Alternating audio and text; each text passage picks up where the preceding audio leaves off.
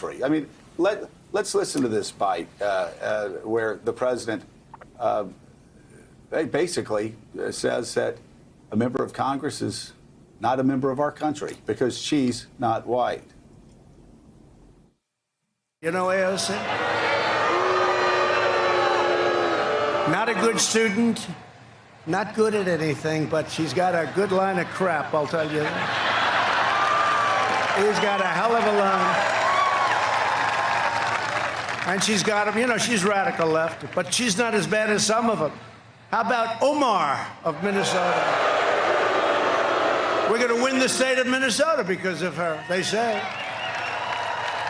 He's telling us how to run our country. How did you do where you came from? How is your country doing? They're going to tell, she's going to tell us, she's telling us how to run our country. She's telling us how to run our country as if it's not her country because, like Donald Trump's mother and like Donald Trump's grandparents, she was an immigrant to the United States of America.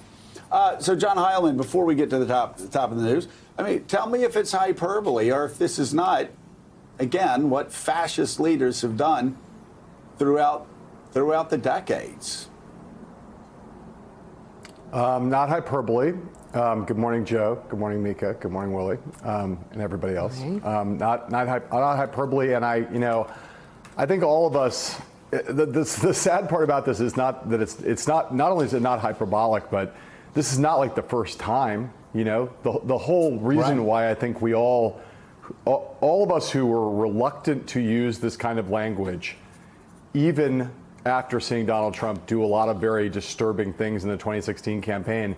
I speak for myself, and I think for a lot of other people, you didn't want to go to leap to notions of fascism, to the kinds of language that now not only seems not hyperbolic, but seems inevitable, like unavoidable. You can't, it's all like all the same, there are all these other labels, right? Xenophobic, racist, demagogic, all of those things, are things that we are reluctant to apply to any politician.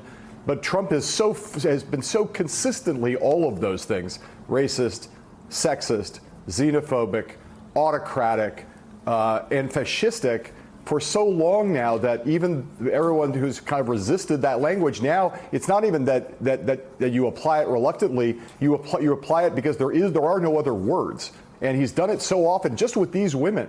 Just with the women he's citing right here, with AOC, with Congresswoman Omar, with Congresswoman Tlaib, with the squad who he has chosen to demonize from the moment that these women got elected.